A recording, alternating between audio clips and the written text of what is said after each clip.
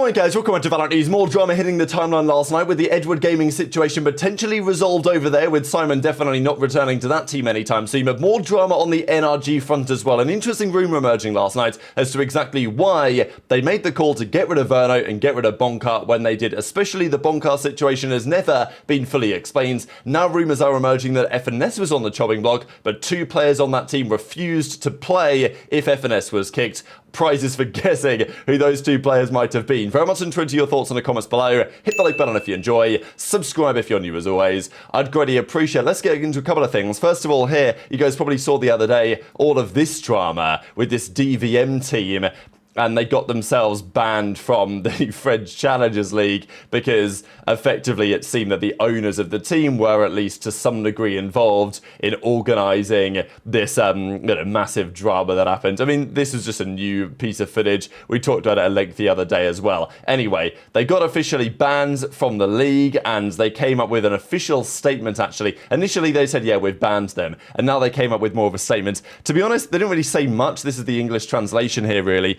They didn't say that much, but they effectively said, yeah, we're going to do it, right? Because there was a lot of backlash to this and people saying, oh, it's unfair for this and that reason. It's unfair to the players, and it's not fair to the players, sure, but it's unfair for the team because they weren't doing anything wrong, and you guys know how it goes. So anyway, they concern that there's a concern regarding DVM's organisation's failure to maintain the professional standards and values we expect from all league participants and fans, and despite multiple communications and opportunities to align with their expectations, the DVM organisation has exhibited behaviour that does not reflect the responsibility and conduct required of teams in our league. While we regret these measures have become necessary, our commitment to protecting the integrity and reputation of this competition is paramount. And yeah, they go on to say that, yeah, they ain't changing their mind, basically.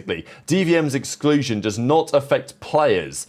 Now, of course, this is interesting and controversial because, I mean, it does, but not in the direct way, who remain eligible and permitted to participate in their upcoming matches, either as an independent team or as a member of a new organisation with no connection or affiliation with DFM in a form approved by the league. So this was the only thing there was a bit of drama about, really, because obviously they say, you know, their exclusion doesn't affect the players, but I mean, obviously it does, because now DVM are excluded. DVM are just going to drop the players, and now they've got no job anymore, basically. And okay, sure, they can go to another organisation, maybe they can try and form their own team and make it work, but at the end of the day, the players have been affected, right? Like, let's not pretend that they haven't. And is it unfortunate? Yeah. Is it the right decision? Probably also, yeah, based on the evidence we've seen, but obviously people are going to have their thoughts on that. Ghost Gaming are back. This I thought was pretty nice. Now, they're not back in Challengers, they have a Game Changers team, but Ghost Gaming, an organisation that I remember for quite a long time ago. They had a team in Call of Duty at one point, and of course they had a pretty notable team in VALORANT a good couple of years ago too. I thought they were kind of done, to be honest, but no, they're back in business. They've got a Game Changers team.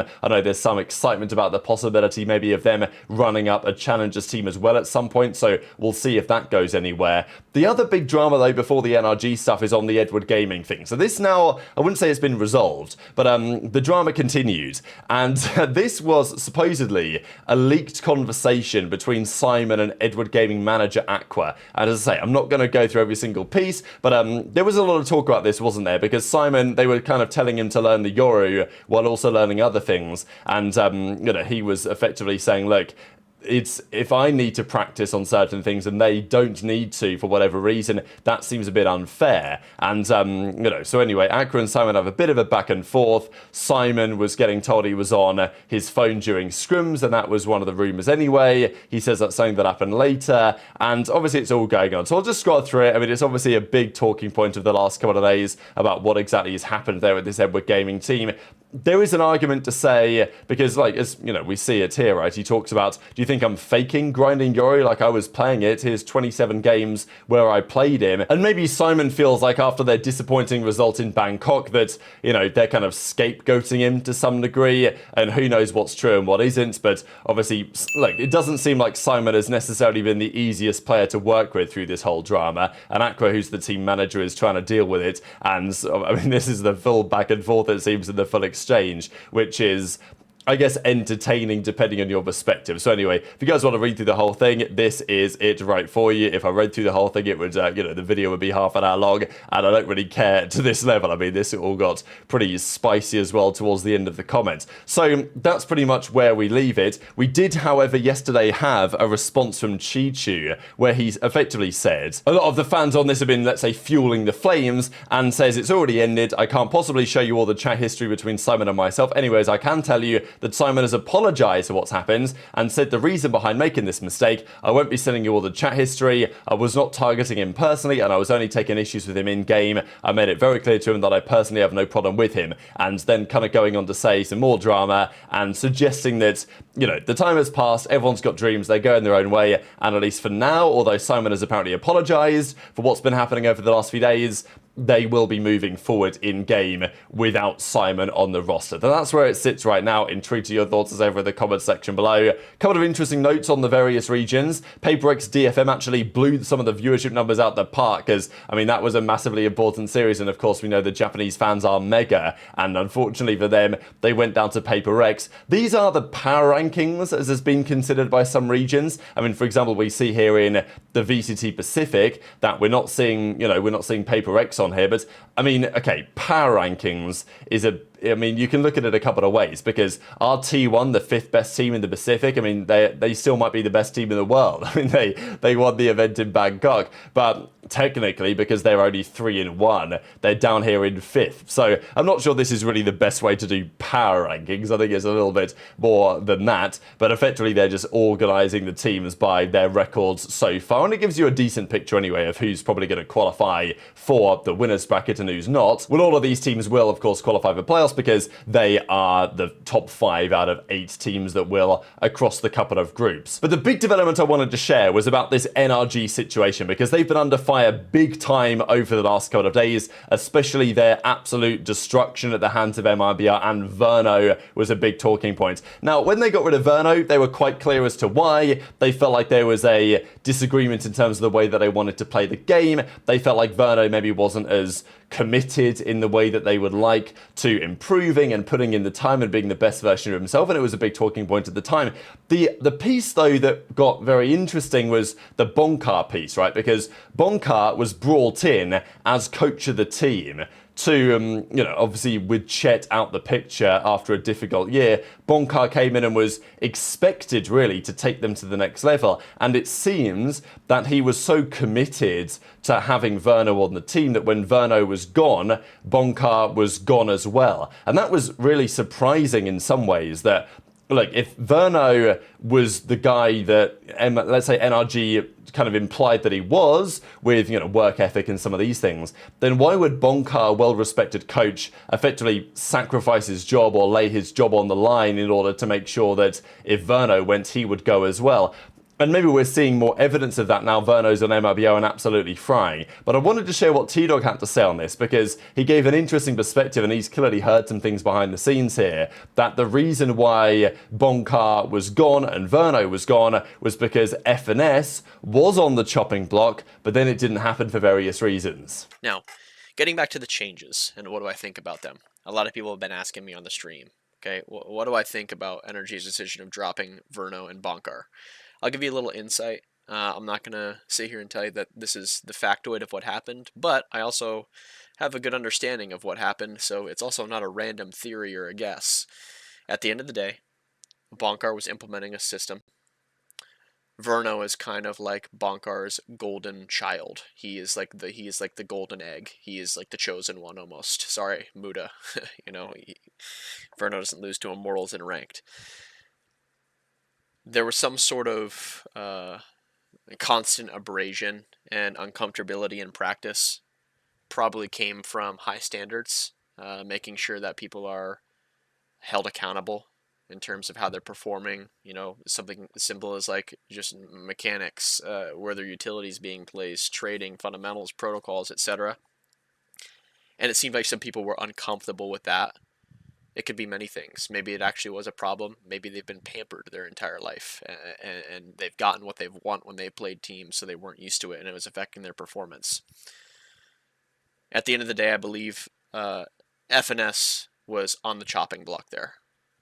in terms of the kickoff, even after the off-season event.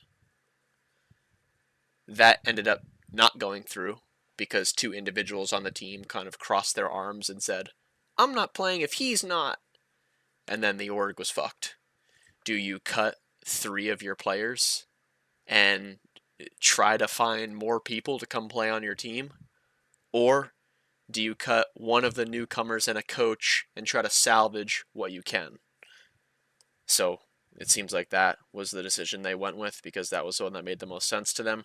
So in hindsight, this does make quite a lot of sense, right? The idea that even before the season properly began, FNS was, look, is he the player that he used to be? No. Is he the leader that he used to be? Possibly not. I think for FNS, unfortunately, when he does return next season to the watch party, to the streams, people are going to be, look, he's never going to... his opinion's always going to be valid because he's been there and done it. But if he's going to be super critical of teams next year when he's back to streaming again, I'm sure there's going to be, talk about it after what's been a very tricky season for NRG so far. But yeah, it seems like the feeling was that Verno and Bonkar, as we suspected at the time, that Bonkar was like, look, Verno's my guy. If you're going to get rid of him, I'm not going to stay around either. But the tricky part was that 2 players were backing FNS to the hilt, even though right now that doesn't necessarily seem like the wisest decision. I'm sure, look, we can only guess who those players are. It's going to be Som and Ethan, isn't it? Let's be real. It's not probably going to be Marder. He's just come in, doesn't really have relationships like that. And obviously Brock has only just arrived after the Verno thing. So it's almost certain that Som, understandably, and then probably Ethan were basically saying, yeah, if you get rid of FNS, you're going to get rid of me as well. And therefore that made the situation very complicated. And they decided to get rid of Verno and therefore Bonkar too. Was this the right decision? In the circumstances, I get it, right? It makes sense. It was, if you got rid of all of those guys, kept Verno around, it would be a major rebuild. Would the NRG team be better for it right now? Possibly. Would they be better prepared for the future? Possibly too. I think that's the problem, right?